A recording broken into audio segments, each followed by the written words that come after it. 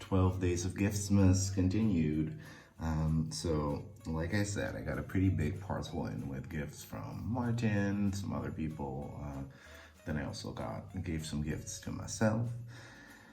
But first I want to start with this little baggie that was in the parcel that I really love. And I was like, what the hell could be in this? And once I held it, I knew what it was because of its distinct shape. And it's an absolutely gorgeous crystal skull, pyrite and quartz. Look at how amazing this is. And the energy, like, I'm not one for feeling a lot of energy from crystals, but I have become a little bit more sensitive about it, especially since I got that gig at the metaphysical store for card readings. When you're surrounded with them for a full day, you kind of start attuning to the energies a little bit more. And there's a really, really, really great energy coming from this one. So just wanted to show that to y'all. Thank you, Martin. And another little thing that I got is very special. It came in this cute little purple velvet pouch. And I was like, hey, is that my inner alignment chakra tarot from the Uji? It's not my own deck, because my own deck comes in the same pouch. But it's not. It's actually a pre-release copy, preview copy of Hayley's tarot deck, the Divine Arts Tarot, which fans out beautifully with all these colors. And what I wanted to do was do a quick little flip through in a first look. So what I'm gonna try to do is I'm gonna put them right here, see if the camera will focus, and then I'm gonna flip them over because I kind of want to keep them in order. This is a gorgeous tarot deck. You can tell that it's a pre-release advanced copy because there's no titles on the card yet. However, I've been very much involved in the creation of the deck, as in I've been stalking her every day to see if she has a new illustration up, so I know which card is which. It's that bad. So you may be like, it's not really a line in the middle. That's because I'm gonna be flipping them over this way, and y'all are gonna have to deal. So we start with the Fool. Gorgeous. I love fools that are emerging from water. I was actually listening to another podcast a while back. The podcast is kind of run with like RWS purists, which is fine. And they're like, it's not a good deck if there's no little doggy in the Fool. I beg to differ. So I adore this. That rainbow, oh man, it's so gorgeous. And the backs look good too, look at that. Then we have the Magician. He looks like he's a master, like, come on. The High Priestess, with the pillars being her fingers. I love that. The Empress. Yay for a non-pregnant Empress. I love that. Whoops. The Emperor. She reworked this card a couple of times, and I'm glad she did, because this is the most gorgeous version of it thus far, and I adore it. I love that the tree is going through his hands as if he's the structure that holds the world together, whereas the Empress is more or less the world or nature herself. So yeah, do love that. And then we have my favorite card in the whole deck, the Hierophant, or I believe she calls it the Spiritual Teacher, or something like that. I love the otherworldliness of him. Really, really gorgeous. And this deck is a combination of the illustrations themselves, which are digital, and then the backgrounds, which were handmade for each card, which are real-life watercolor works, just like the back right here. And you can see that they differ in every card. Then hey, I misplaced a card here. That's so unlike me. There we go, because after the Hierophant comes the Lovers, and the Lovers, to me, is almost always about choices rather than love. We do kind of get that idea that this is not necessarily a choice you make together with another person or for another person. This is almost a choice between yourselves, if that makes sense. I love that. And also, I love that it's not gendered, so we can all see each other and ourselves in this card. Then we have one that was a little bit more difficult to place for me, a little bit less traditional, and that's the Chariot. I do get this sense of agency, of stepping through the portal, of moving forward. I do get that sense of agency and urgency in here. It was just, when I was flicking through the deck, because it didn't arrive in order, I was so looking for that standard image of that literal chariot. Hence, it took me a while to figure it out. Then we have, oh, whoops, gotta do this right, guys. You can tell that I'm not a professional YouTuber that gets new decks in every other day. Then we get the Strength card, which I believe is not in position 8, but out of habit, I just put it there.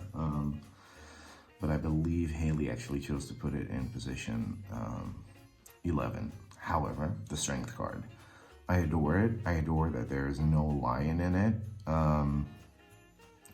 I adore that we have these little ants walking on the arms and hands of this outside of our body force that is kind of forcing us to close our eyes to rely on our internal superpowers, which are emanating from right there. So I do love that. The Hermit, pretty classical image. Adore it though, really adore it. The Wheel of Fortune, another one that has been redone a couple of times, and I love that we are kind of getting a goddess of fate energy going on right here. So that's absolutely adorable. Justice, we get the wolf. To me, the wolf stands for wisdom. We get the scales. And a lot of the people in the deck are people that Hayley knows personally, so that's pretty cool. Another favorite, the Hangman. Now, what I love is that Hayley is not afraid to draw a handsome man. And I like me some handsome men every now and then, okay? Really interesting. I never spoke to her about this card, but the symbolism is really interesting. There's a lot to see in his tats as well.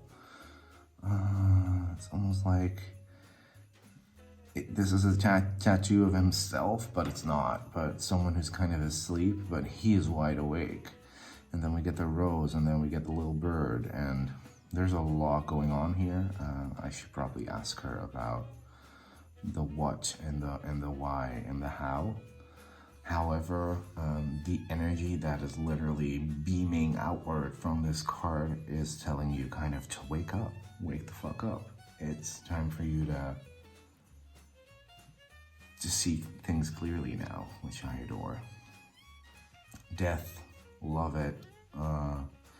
We get this dying flower, yet from the skin of this person holding this dying flower are new flowers that are growing. So really, really cool imagery.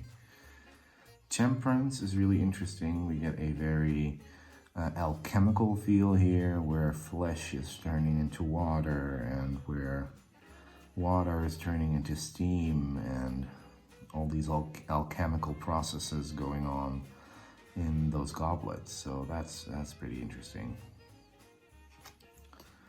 The Devil, which I love the detail of the chain going through the person rather than just being around their neck. So that's really cool. The Tower, kind of speaks for itself, but it's way more personal. It's less, sometimes with the Tower cards, I feel like it's easy to kind of cast it aside, even though a lot of people know that it's like quote unquote the worst card in the tarot, but it's not. It's actually not. It's a really good card to get, but it can be painful. And I think this card represents that really well. Then we get a really interesting card, which I hadn't really focused on or seen that much yet. So this one was sort of new to me, so that was interesting, the Star. And what I really like is that, to me, the Star is all about that after Tower moment. So you're recovering, you're feeling kind of refreshed because of that sudden change. And there's all this newly found hope, freshness. And this girl is submerged in water. And at first I thought she was kind of, at first I thought these little squiggly things right here, these were ripple effects kind of from her entering the water or not being in completely, but then I looked closer and I found out that it's just the dress. So, but I find it interesting. I think you can read it either way, and then because to me what I found interesting was this part was still above water. She plunged in head first, and that's where all the love started radiating again after that Tower moment. So that's kind of how I saw it at first, and then I realized, no, it's the dress she's wearing. Then we have the Moon, gorgeous person facing their fears, doubts, illusions to finally get into that gorgeous moonlight. Then we get the Sun. And a little birdie told me that this is kind of an amalgamation of me and Martin, because Hayley loves watching our lives, so that's really, really cool. I love this card. I love the classical sun and moon depictions that she chose in the illustration work. It's kind of that classic vibe, that Tarot de Marseille vibe almost. Then we get the Judgment card, which I adore. I also adore that there are not really any religious connotations in this deck. I never really struggled with that until recently, where there was a tarot deck where, and I'm pretty sure the deck or the universe is showing it to me for a reason, but there was a deck where a very religious, obviously religious figure would constantly be shown to me. Basically, every time I used the deck, I pulled that card with that specific religious figure on it. And I'm still kind of working out why that bothered me so much, but it does bother me. So, and I never had that before. So I like that in this deck, there are not necessarily any religious depictions. It's just literally someone being called to the sound of the trumpet, like woken up, like, hey, it's time for you to ascend to another level. And then last but not least, we get the world, or more or less the universe. And we get this very, very cool, even though art style wise, it fits in very well with the deck. But I feel like the rest of the deck, apart from the Hierophant and this one maybe, is very grounded. And the Hierophant and this one are kind of new agey, which I think is fucking awesome. It kind of reminds me of, you know, those posters you would find in new age shops, the fractal art posters with the dolphins on there, you know, the 3D fractal art. For some reason, this reminds me of that too, but it's absolutely stunning. So then we head into the minors, and we're starting with the quartz. I'm gonna lay out the Court of Pentacles right here. So we get the Page, we get the Dame, we get the Queen, and we get the King. Look at how gorgeous this court is. The court cards are, in this deck, some of my favorites. To be quite honest with you, I think they're absolutely adorable, but I'm not the biggest fan of little kids in decks. However, this does kind of feel like a family, doesn't it? So, and not necessarily a family in the traditional sense, but feels kind of like a chosen family. You can kind of, I don't know, the coziness is just dripping off of these pictures. So, and once again, these are all people that Hayley knows, so that's actually really awesome. Brings in another dimension to the card. So that was the court, and then I'm gonna see if I can lay down a couple of Pentacles cards in succession, because we don't have to focus on them as much as we did on the major arcana. So these are the 1 till 4, and this was really interesting. I had lots of discussions about this with Hayley, because the Pentacles were at one point during the beginning stages of the design, they were the coolest suit, then she kind of started developing them, and then they were the most boring suit. So I tried to kind of help her out with it, and I absolutely adore it.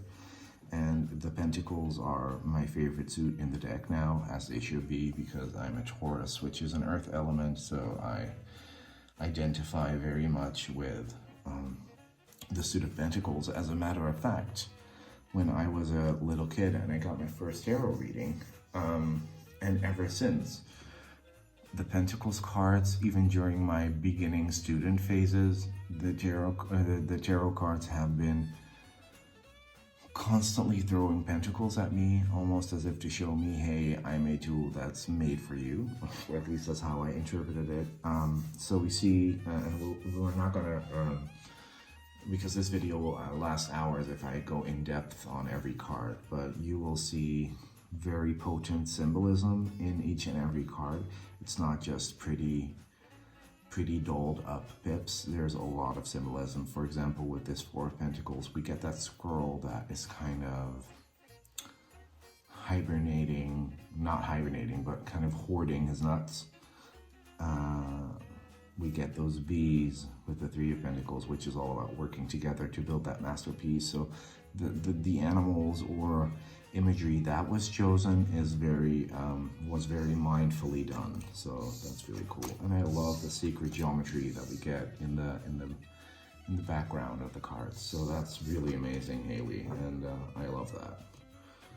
Let's see. Oh yeah, my favorite Pentacles card. Just because of the way it looks. I just love the way it looks.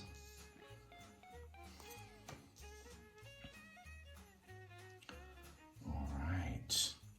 So we get the 5, which I adore. We get that skull. We get the raven. You know, or crow. Things are not looking good. But then again, I was talking about how we weren't going to focus that much on the minors, but you can kind of see how good this is, and it's almost like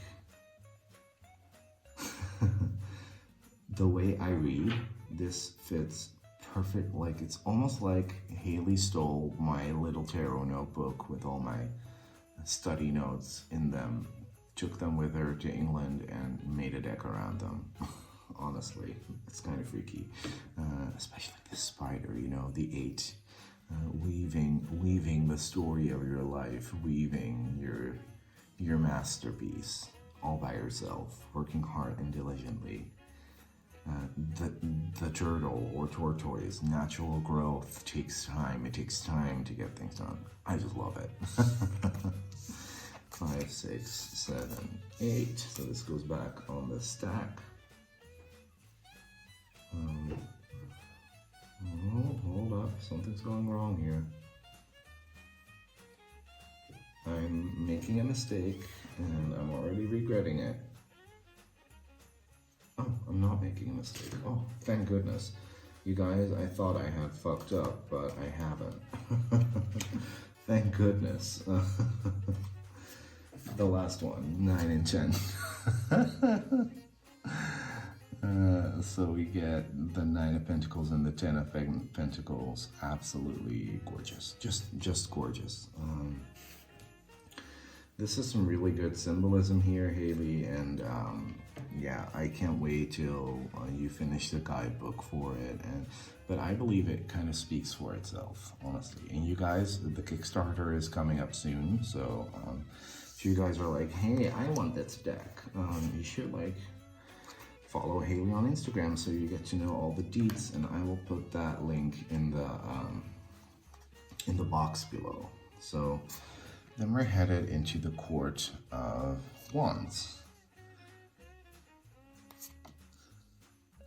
This is Hayley herself, and I believe this is Hannah, her waifu, and the hottest king in the pack. But once again, like, we get that chosen family kind of feeling, which I really adore. So yeah, so we're gonna stack these up again, and then we're gonna go through the suit. So we get the ace, and the theme of the suit of Wands is very obviously lions or cubs that are kind of developing, going through a phase of development. So yeah, I do have to check if everything is on screen. I do believe so. So we get the 1, the 2, the 3, and the 4. So this is interesting, right? We get the 1, then we get the 2, where the cub is kind of like, hey, I kind of want to leave. Where do I go? I want to go on this journey. You know, in the 3, he actually does go, but then in the 4, it's kind of like, man, I'm still a little bit scared. I'm coming home. Isn't that just adorable? And then we're headed into the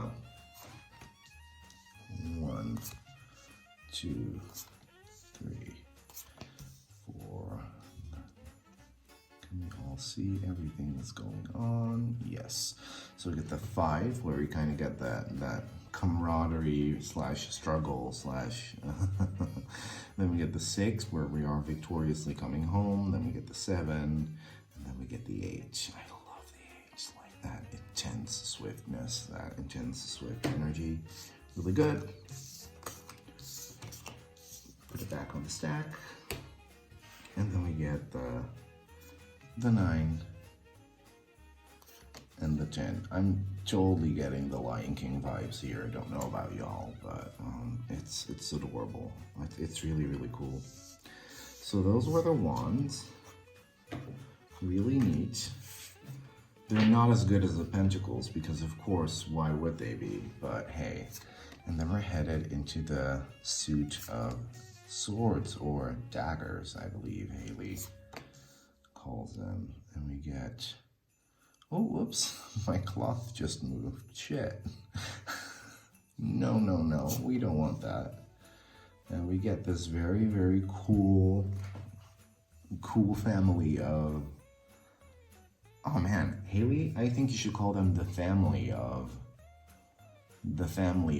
daggers, and the family of, because I'm really getting that family feel. And once again, not necessarily biological family, but definitely getting that chosen family feel. Like, this is a group of people that belong together. And I recently learned that we can't use the word tribe anymore, but I'm kind of getting that, like, this is my tribe, my soul tribe. That feeling. Really cool. You know, I only just noticed the sacred geometry changes from suit to suit. There's a lot of layers to this. Like, I love it. So yeah, really cute. Yet also kind of creepy because of the eyes, but I love that about the deck. She all these white eyes. It really gives that sense of, yeah, these may look like human beings, but they are very much otherworldly. I love creepy shit, so yeah. And I feel like cute but creepy but cute but psycho is kind of part of the whole family of daggers. I hope the people that are depicted here in this card, oh, there goes my cloth again, I'm such a hot mess, that the people that are depicted in this in this deck aren't going to freaking kill me, because that would kill me, honestly. But you know, they do look lovely. It's just that it's very apt for the family of daggers or the family of swords to feel a little bit, you know, a little off kilter sometimes. Yes, so in the swords we do get the little birds. Maybe even, I don't know what kind of bird they are. I'm not a birdologist. Is that even a word? I don't know. But it's really, really cool. Once again, we really get a good sense of the symbolism in the cards. I honestly feel like, and I've said this from the beginning, I feel like in the beginning these were just pips, which would have been fine by me. The extra illustrations wouldn't have been there. The extra illustrations do add a lot to it though. If this doesn't get picked up by a huge publisher, I'm going to eat my fucking shoe, honestly, because this is something that I feel like could potentially become the next Lightseers, in my opinion, but maybe that's just me. I adore it so much, oh, man. Like, and Hayley's gonna do a Kickstarter. And judging by the state of things, I wouldn't be surprised if this deck isn't gonna get picked up, because weird stuff is happening in the publishing world where I'm like, oh wow, okay, that got picked up, but then again, this was way more popular actually and had like a shit ton more backers, but for reasons unknown, this isn't getting picked up. Okay, I don't get it. Sometimes it almost seems like there is no rhyme or reason, but I really, really think that this deck has the potential to be really, really big. And yeah, I love that. I love that. This is gonna warm the hearts of a lot of people. 5, 6, 7, and 8.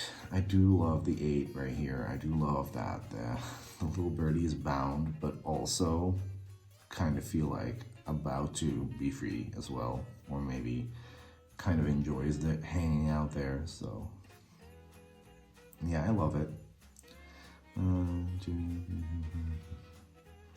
Yeah. Oh man, this moving on in the 6, like I love it. So cute, little birdies.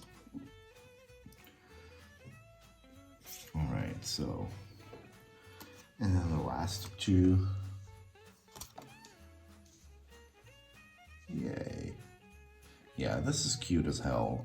I actually like that there isn't such a dramatic depiction of the 10 of air or swords or daggers and the 9, because I don't read them like that, and I don't think you have to read them like that as long as you're consistent. Consistency with readers is very important for me, so that's why these 2 really work. So then I believe we are headed into our last suit, which is the suit of cups, and we're going to start with the quartz again. Did I mention, by the way, how much diversity there is in this deck regarding ethnicity and also gender?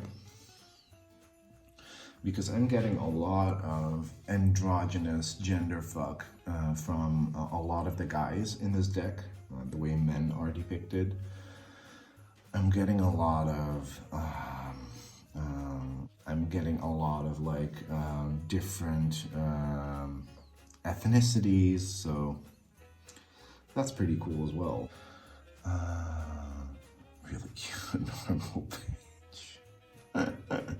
Page name this queen. Oh my god, how regal can you get? And then this king, and I believe this is Hayley's brother, and this is gonna be really awkward, Hayley, but your brother looks sexy as fuck. Woof. So yeah, really, really awesome. I love this Queen of Cups. She's crying. I don't know if you can see that on camera. Let me... She's crying, but I don't think she's crying from sadness. I think she's crying from utter bliss. Adorable. Adorable. Oh, man. So good. Yeah, I have to make a separate stack for that. So then we're gonna go into the cups. I believe this was the first suit she did. What I like about it is that you'll kind of see that elephants play a pretty big part in this suit, and they're the cutest ever.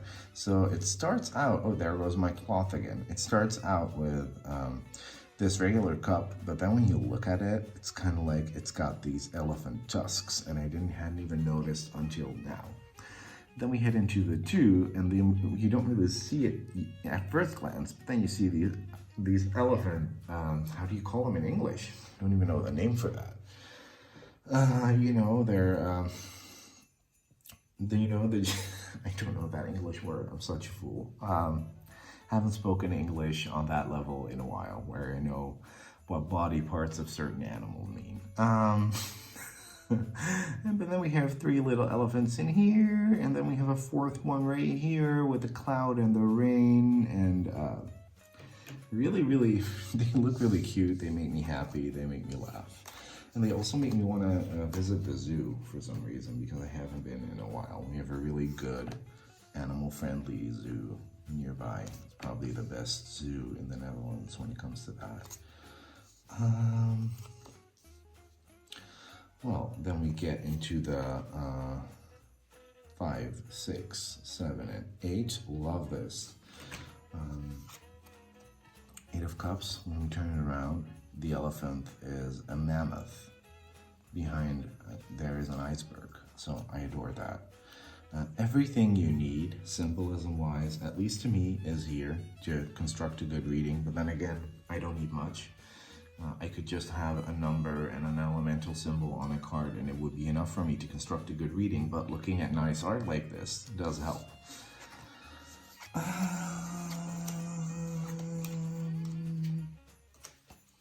Oh yeah, the last 2, the 9 and the 10. This cloth is a little slippery, like it needs a little rubber mouth underneath. There we go. The 9 and the 10. Look. Adore it. Good job, Hayley. I'm super proud of you. Thank you for creating such an amazing deck. Thank you for letting me have a preview copy of it. It's on my favorite cardstock too. I adore playing cardstock because it shuffles really well. So this has been the preview of the Divine Arts Tarot, coming to Kickstarter soon.